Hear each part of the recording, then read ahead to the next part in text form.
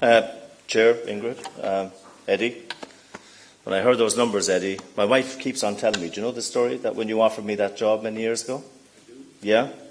Twice you offered me that job, by the way. And I didn't take it. My wife said to me, aren't you the poor boy today didn't head off with Eddie O'Connor? So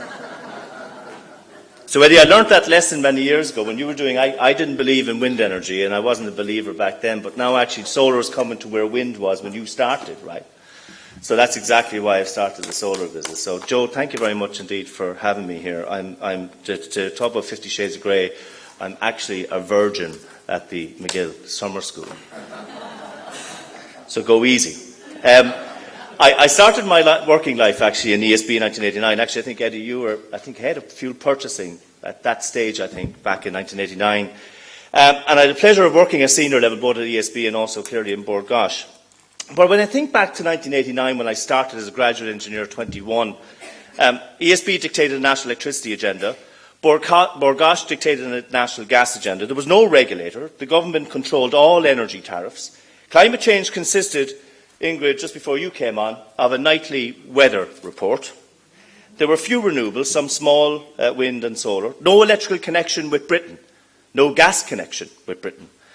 Apple was producing Apple Macs, if you remember those small little machines. And Google, Facebook, Amazon and the Internet did not exist. None of us had mobile phones. The European Union did not dictate European energy policy or Irish energy policy in 1989. But Ireland in 2015 actually is extremely different. The European Union is the prime deliverer of policy in energy in Europe, but we have to implement it in our own way. Climate change is a universal reality. As Ban Ki-moon said when he came here recently to take a prize in Tipperary, Ireland must do more. We have 3 energy regulators with 1 chairman. ESB and Bord Gais are only participants in a broader market where you have Centrica, Veu, Energia, Airgrid and others. Renewables now in many ways dominate actual electricity investment at this time. We have 4 interconnectors with Britain, but I actually agree with Eddie, we need more. We need an interconnector to France as well from an electricity point of view and other supergrid connectors right across Europe. The gas market, and I say this as being the former chief of the company, has particularly hit its peak. It is on a very, very swift decline as a company. I know Michael McNicholas was here yesterday. He may have commented on that very same issue. Apple, Google, Facebook, Amazon, as Eddie said, all have renewable plans and insist on 100% supply from green sources. In fact, renewable energy is now becoming, I spoke to the IDA the other week, is now becoming a siting requirement for the IDA for companies from the United States and from other parts of the world.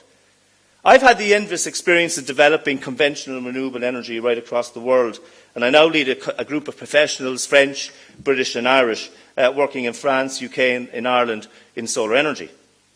I'll talk about France a second. France is one of the largest nuclear installation or capacities in the world.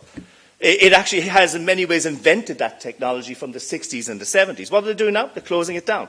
They're moving from 75% penetration to 50% penetration. What are they replacing it with? Renewables.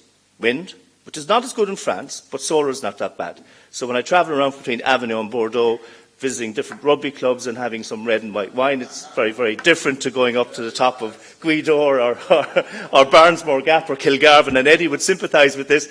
In midst of winter, looking at a construction site, France is actually doubling, as part of their energy transition law, their auctioned renewables every year in the country that actually has probably the least carbon emissions from its electricity sector because of its nuclear domination.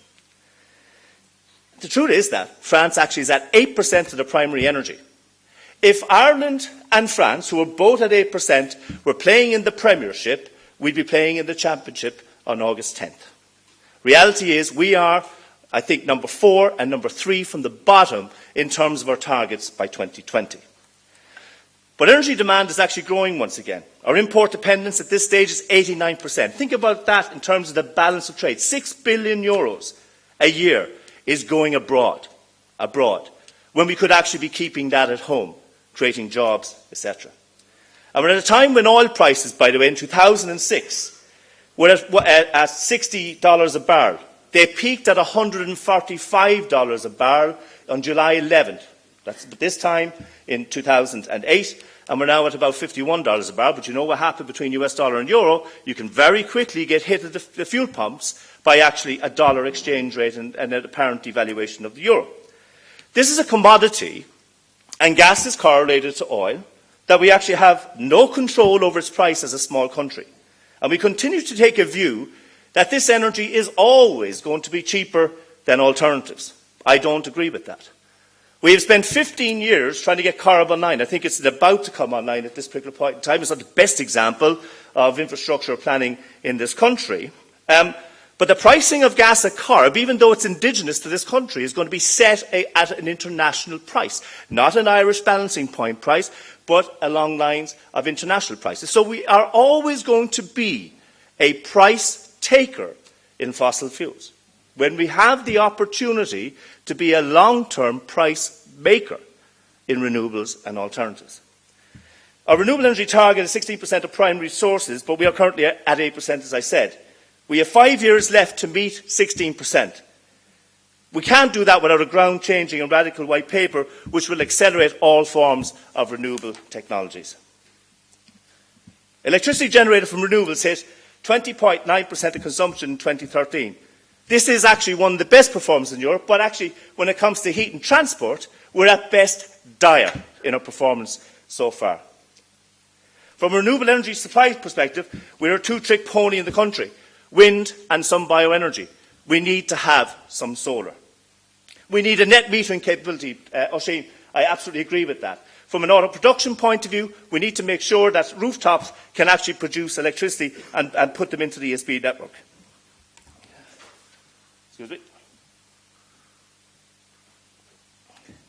In the perfect economic world in which some renowned Irish commentators live, including Colin McCarthy, there are no targets set by Europe. Climate change is a fad, and Ireland will not be fined when we reach 2020. Well, if you assume that in your thesis, then you are right to say that we should not invest in renewables, nor should we actually continue to support the peat industry as we have for decades. The reality is that climate change is a scientific fact. Our targets are binding, and our annual fines based on internal government reports could be as high as €500 million per annum. The level of subsidy for PSO at this point in time is €83 million. The total value of the electricity market is close to €5 billion. The number in your bill every year is €40, and we're creating jobs, paying taxes, and providing a geopolitical hedge against international commodity prices. We have avoided, since the onset of Eddie and people like myself and others, we've avoided €240 million of imported fuels. I would contend that this recent commentary, by the way, has led to a campaign at government to place a retrospective tax on wind farms, one which actually will raise the rate of municipal rates unseen across Europe threefold, to a value of 21,000 per megawatt. Look what happened in Spain when there was retrospective work done on tariffs on renewables. Eddie would be very familiar with this. You looked at La Tarifa for many years, Eddie. It actually ruined the investment in Spain. I've been involved in wind development myself, set up the business in Bord Gais. It is regrettable what happened in the Midlands. I do think that the wind industry, we didn't handle it properly, but also we weren't helped by the body politic. We're in the absence of a real indigenous view in terms of what we have to do with respect to indigenous requirements, indigenous wind. We could have handled this better. Now, in many ways, the damage is done, but we now actually need to get a brand new approach in terms of actually how we're going to address, as Eddie and Oisin have said, how we can actually harness the actual raw resources that we have in plentiful in this country. This is why we need to add supplemental technologies as well, such as solar PV, a bit more biomass, and now actually we will see, one would hope in the future, offshore wind, and also tidal and wave coming to the fore. But it comes back to why I actually resigned or retired or whatever I did in Bord Gais back in 2012 as a very old 44-year-old. I said that solar PV was the next most effective solution worldwide on our planet. It is cheaper, it's going to be cheaper than all other forms of energy as we go forward. There is an exponential decrease in modules, as has been commented already, and equipment over the last 5 years. In fact, solar PV is the #1 new source of power worldwide at this time, with 40,000 megawatts. That's 4 times Ireland's capacity being installed worldwide. In China alone, 10,000 megawatts of electricity from solar PV is being installed annually. That's equivalent to the totality of what we have installed on this island since 1927. That is some statistic. Why are the Chinese doing this? They're doing it because they believe in independence of China in energy terms. But we still have a view that we should still have 90% of our energy non-independent. China could very well buy credits across the world if it needed to, but it chooses to actually manufacture solar and wind farms and actually install these renewables at enormous rates in China.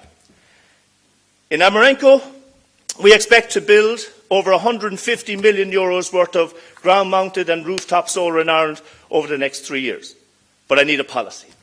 I need people to say, I want it on people's roofs. I disagree with Oisin. I can tell you, if you come to France with me, I'll show you the most best protected sheep and calves underneath solar panels in France. They blend in beautifully in the environment. In many cases, you can't even see them behind hedgerows.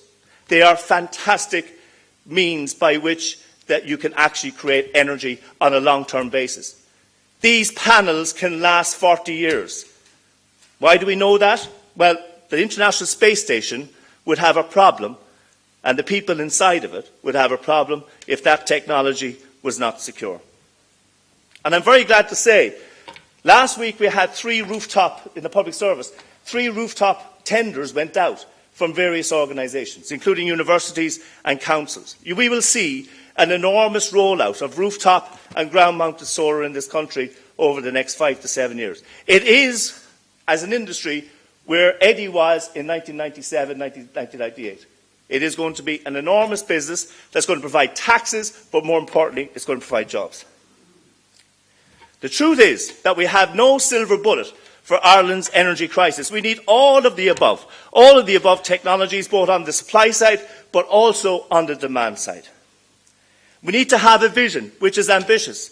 And it's interesting that you mentioned T.K. Whitaker, because it's in my speech as well. We need a T.K. Whitaker moment. We have to understand, as a country, a young country, exactly what we want to be from an energy perspective when we grow up.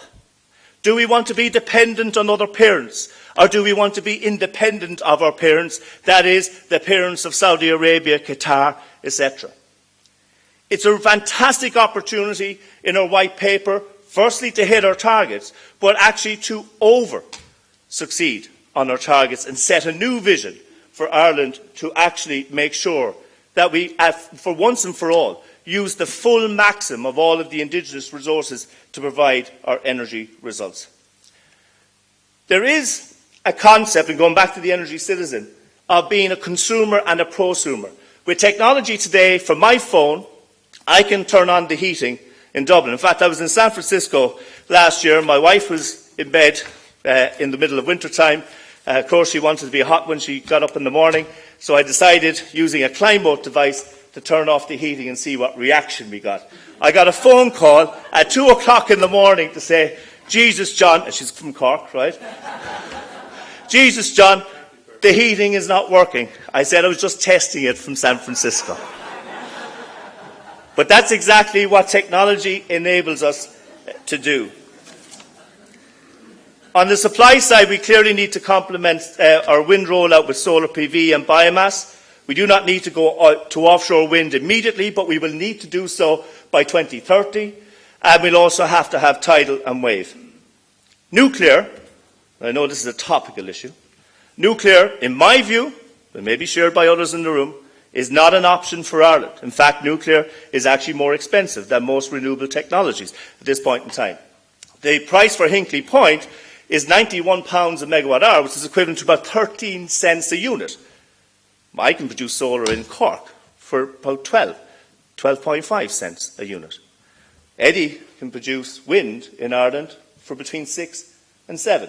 He'll probably tell me it's 4 to 5, but about 6 and 7 is probably the number, cents per unit. And also, the size of a nuclear unit needs to be extremely large. Our country is too small to take a large-scale nuclear unit. All forms of microgeneration and distributed generation need to be fully enabled by ESB networks before it is imposed upon them. Because the world of technology is saying that the consumer can decide what it wants rather than a utility forcing a consumer to take what it wants the consumer to take.